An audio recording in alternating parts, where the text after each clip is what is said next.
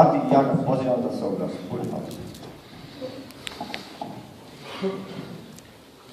Bismillah, alhamdulillah, adada ilmillah, wa idade kalimatillah, wa salatu wa salamu ala rasulillah, rabbi shrah li sadri wa yassir li amri, rabbi a'udhu bika min hamazati shayatin, wa a'udhu bika rabbi an yahdurun, rabbana atina min ladunka rahmatan wa hayyi' lana min amrina rashada.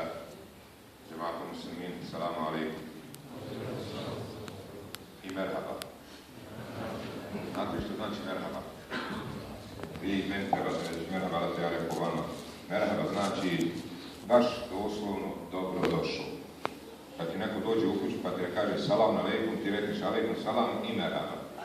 Znači to bi trebalo reći domaćin. Nije zdravo, kako prevodi se u nas sa turskog tamo. Nije Boga mi zdravo, punim se Boga. Nije zdravo, nema ti čini. Prevoditi zdravo nije zdravo. Tamo stoji u Kuranu la merhaban bikum, ne zaneke, tamo kaže niste dobro